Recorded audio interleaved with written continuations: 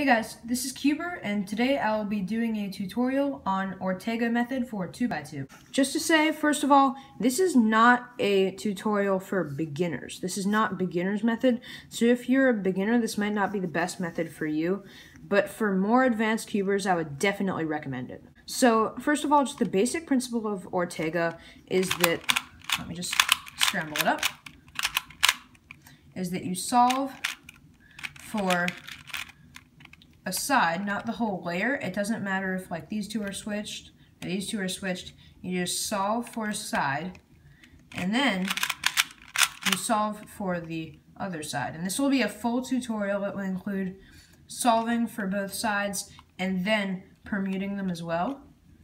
And then once you're done, you just use one algorithm to switch around any of the colors that still need to be switched. Oh, messed that one up. Let's get into the cases for the second layer. So this is the first case. This is where you have headlights on one side, and then the opposite side does not have headlights. So to get all the white on top, I'm just going to be using white. You're going to do F, R, U, R prime, U prime, R, U, R prime, U prime, F prime. This is the second case.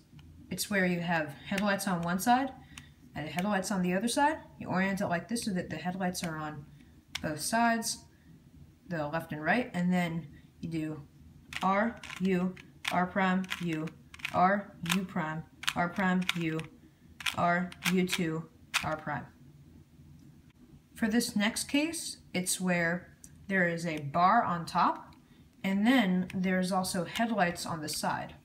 You orient it so that the bar on top is on the right and the headlights are on the left, and then you do F, R, U, R prime, U prime, F prime.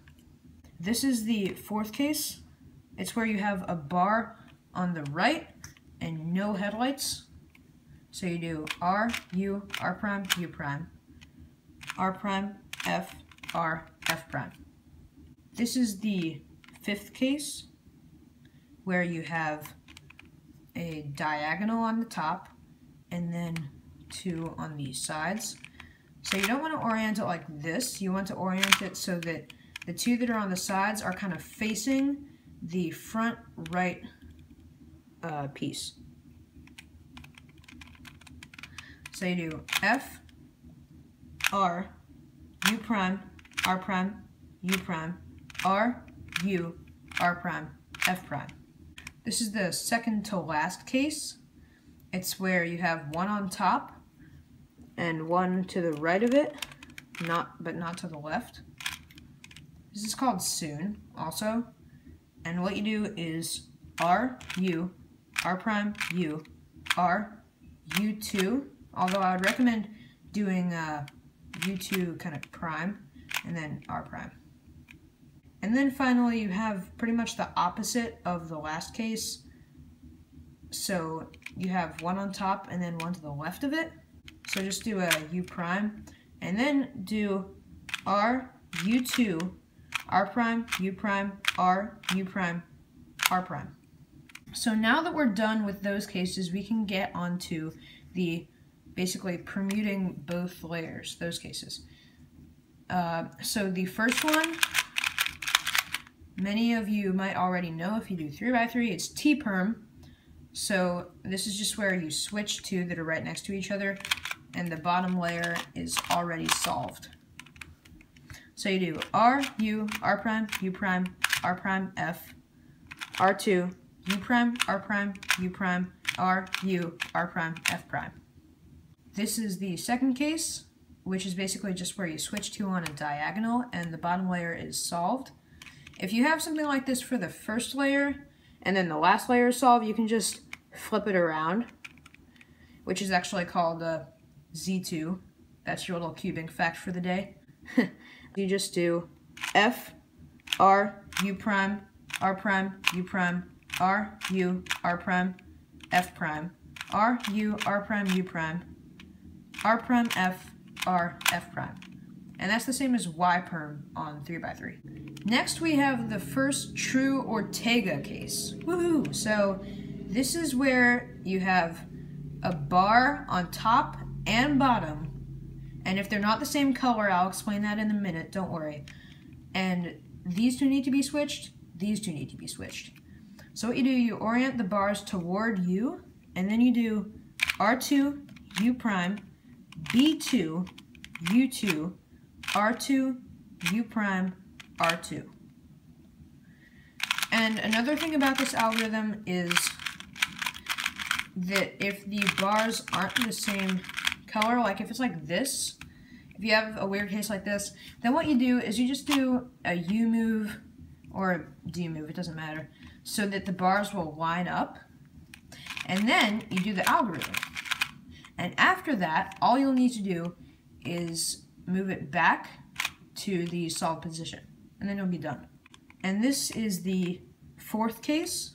This is where the top has a bar on it, and the back needs to be switched, and then the bottom has like the diagonal case pretty much. And another thing about this is that the bar needs to be on the front when you do the algorithm, but for the diagonal on the bottom, you can do any amount of moves and it will still work. But if you want it to turn out so that it'll be in solved position and you won't have to do any U moves after the algorithm, then orient it so that the piece on the bottom front right is solved. Like, not like this. Then you'll have to do a U2 after the algorithm, but like this. So the algorithm is R, U prime, R, F2, R prime, U, R prime. The finger tricks for this one are kind of weird, so I usually just do it like this. Kind of tilt the cube so that your left pointer finger can do the F2, and that can really help. And finally, the last case, where you have just a diagonal on both sides. You might not get this one quite as often, but it's still useful to know. And this one is very easy. With this one, it does not matter which way you orient it, as long as the solved sides are on top and on bottom, as usual. But just for simplicity, let's orient it so that they're 4 stripes, because that's how it will come out solved with the algorithm, although it doesn't really matter. So you just do R2, B2, R2. That's all. So thank you for watching, and I believe that's all for Ortega. I hope you liked the video, and I also hope this taught you some new stuff about 2x2, and this should significantly shorten your times if you had been using beginner's method for 2x2 previously. So thank you for watching. Like and subscribe. I'll see you next time.